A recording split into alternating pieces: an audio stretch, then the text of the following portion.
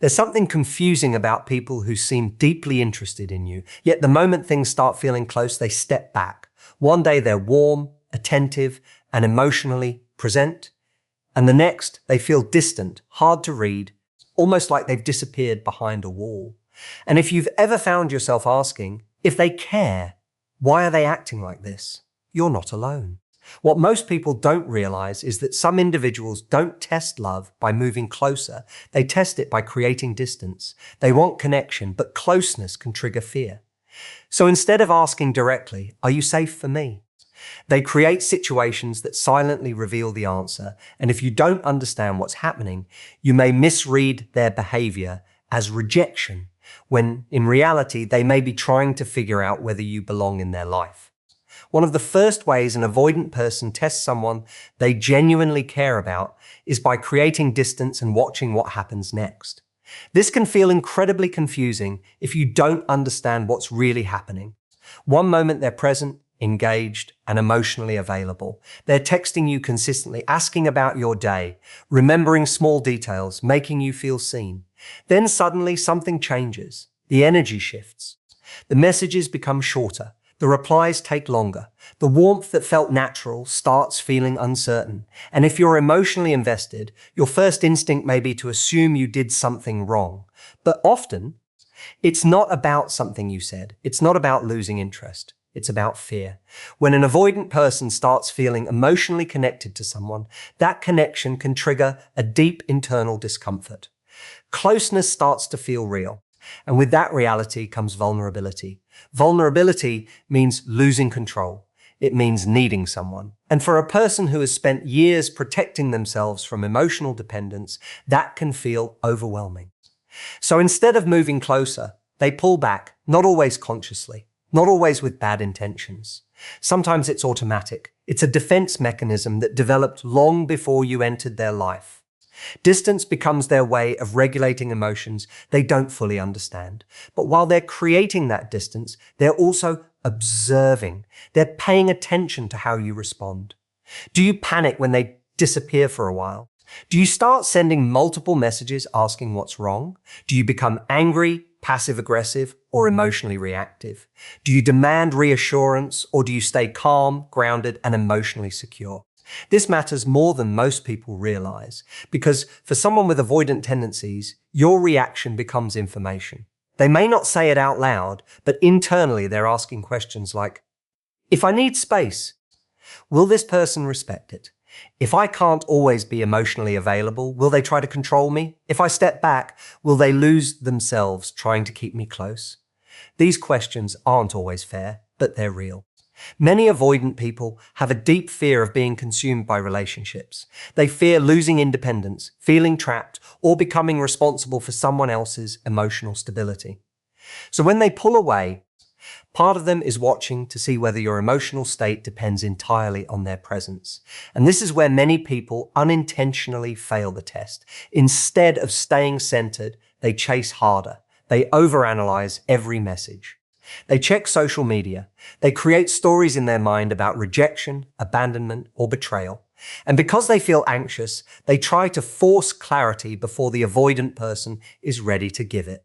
But what often creates safety for an avoidant person is not pressure, it's consistency.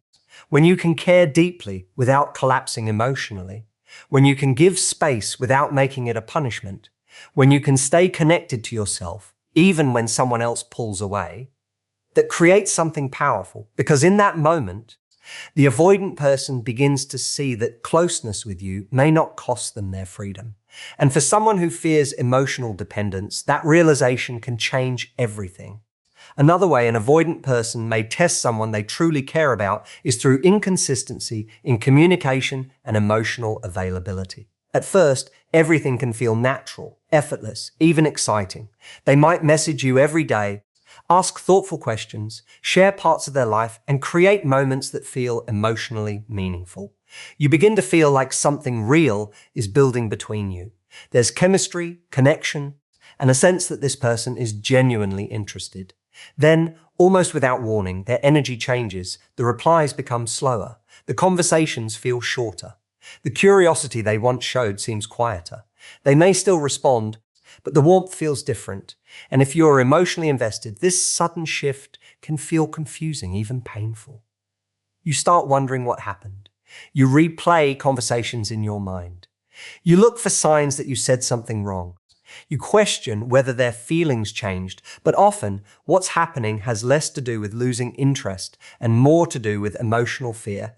When an avoidant person begins to feel a genuine connection, it can create an internal conflict they don't always know how to handle. Part of them enjoys the closeness. They like the attention, the emotional safety, the sense of being understood.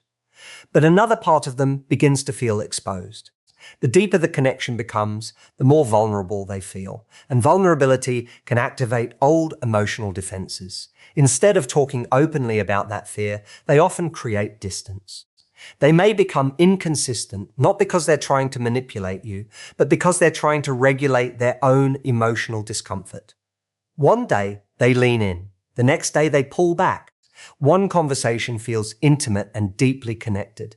The next feels casual, distant, or emotionally flat. And during all of this, they're watching. They're watching how you handle unpredictability. Do you become emotionally reactive when their energy changes? Do you demand explanations every time they become quiet? Do you accuse them of not caring? Do you start playing games to protect your own ego? Or do you stay emotionally steady?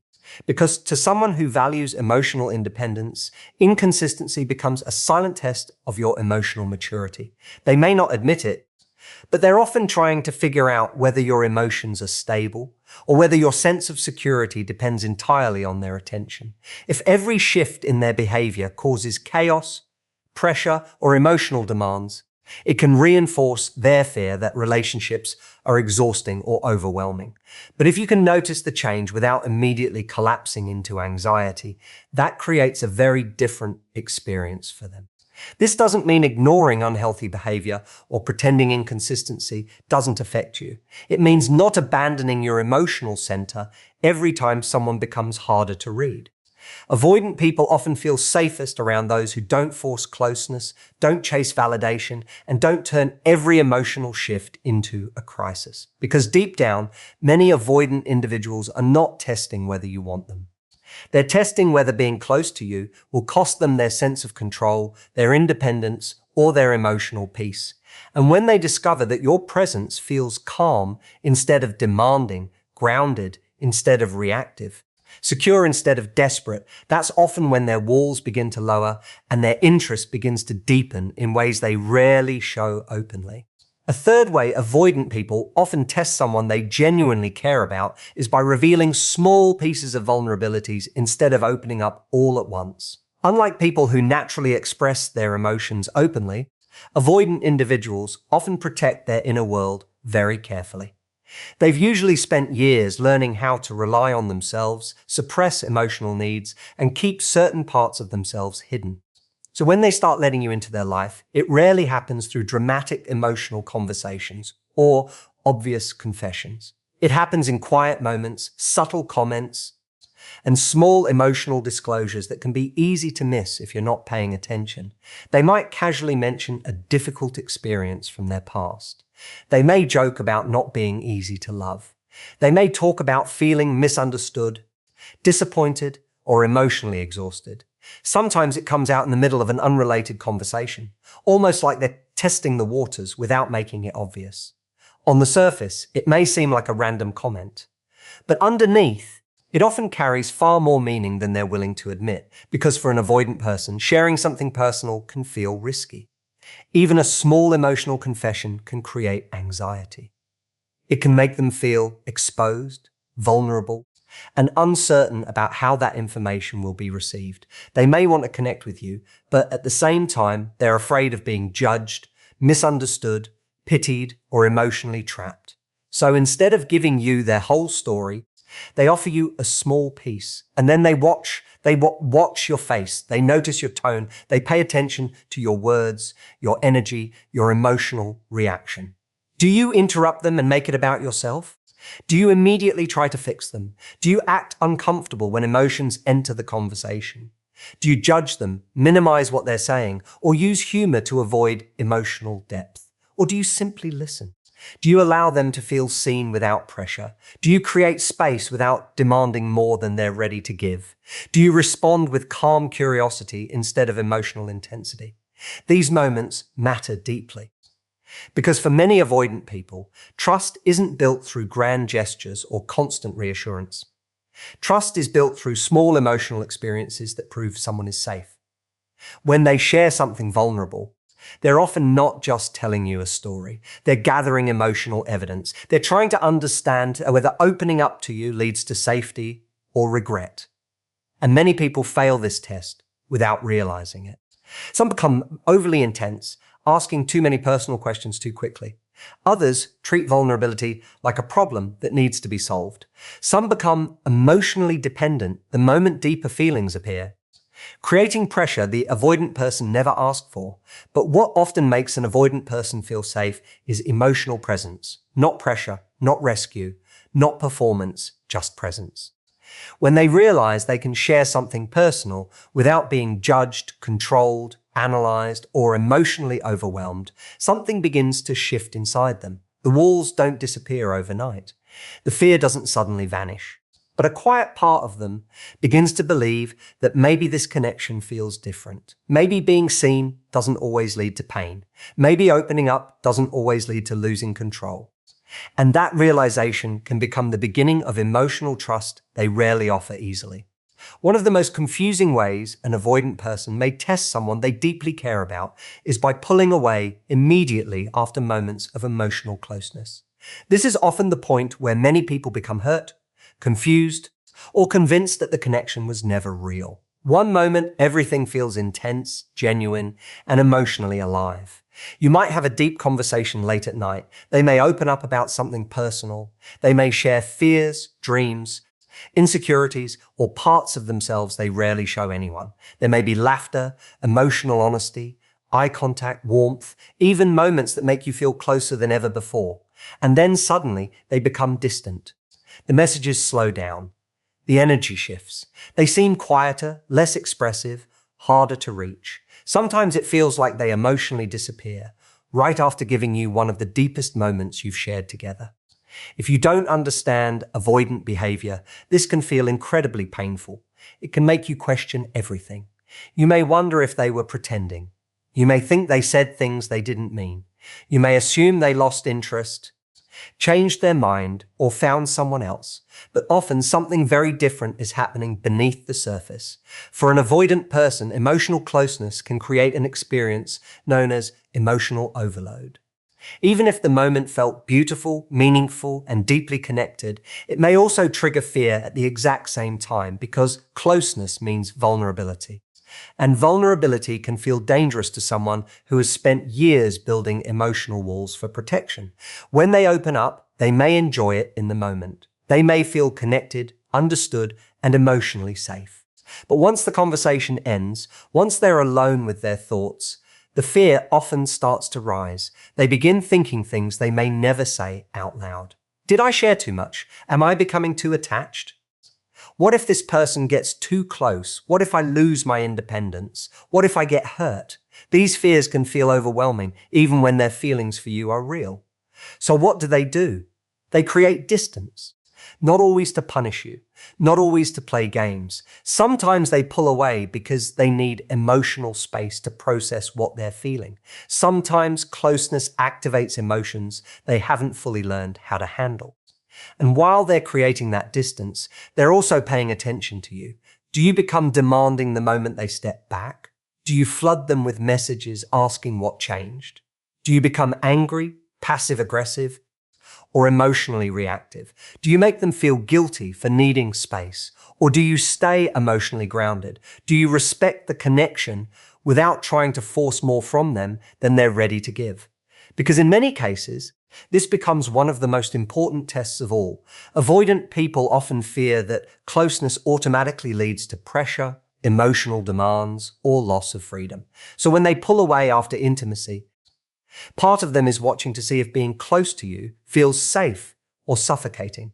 And when they discover that you can handle emotional closeness without trying to control it, when they see that you can value the connection without chasing, panicking, or losing your center, It creates something rare in their world. It creates trust, not because you force them to stay, but because your emotional stability shows them that intimacy with you might not feel like a threat to their freedom, their identity, or the parts of themselves they've spent years protecting. The final and perhaps most important way an avoidant person tests someone they genuinely want in their life is by observing whether you can respect their need for space while still remaining emotionally grounded. This test is often invisible because it doesn't happen through dramatic conversations or obvious emotional conflict. It happens in the quiet moments. It happens in the pauses between messages, in the days when their energy changes, in the moments when they seem present one day and distant the next. And while it may look like they're simply being inconsistent, there is often something much deeper happening beneath the surface. Avoidant people usually value independence at a very deep level. For many of them, independence doesn't just feel good, it feels safe. It feels familiar. It feels like protection. They may have learned early in life that relying too much on others could lead to disappointment, rejection, pressure, or emotional pain. So as adults, even when they truly want connection, a part of them remains cautious. They want closeness, but they also fear losing themselves inside of it. That's why when feelings begin to grow, they often create space. They may disappear for a few hours longer than usual. They may become quieter after an emotionally intense conversation. They may need time alone after spending meaningful time with you. Sometimes they pull back emotionally, not because they want less connection, but because they need time to process what closeness is bringing up inside them. And during these moments, they're watching, not in an obvious way, not in a manipulative way, but internally, they're paying close attention to how you respond when they aren't fully available. Do you immediately assume rejection? Do you make their silence about your worth? Do you start chasing, demanding answers, or creating emotional pressure? Do you make them feel guilty for needing time alone? Or do you stay connected to yourself? Do you continue living your life, focusing on your purpose, your friendships, your routines, your emotional stability? Because to an avoidant person, this response tells them something incredibly important. It tells them whether being close to you will feel like freedom or obligation. Many avoidant people secretly fear relationships because they associate closeness with emotional responsibility. They worry that if someone becomes attached to them, they'll be expected to constantly reassure, constantly explain, constantly perform emotional availability in ways that feel exhausting or overwhelming. So when they create space, they're often trying to answer an unspoken question. If I need room to breathe, will this person trust me, or will they try to control me?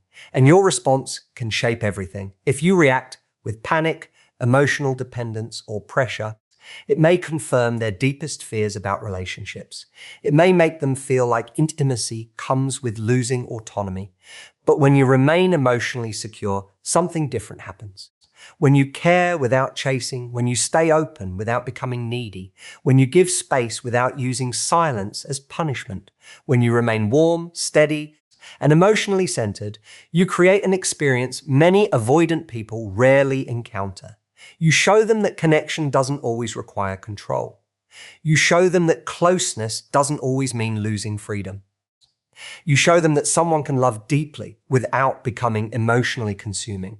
And for a person who has spent years protecting their independence, that kind of emotional safety can become one of the strongest reasons they slowly begin letting someone closer than they ever expected.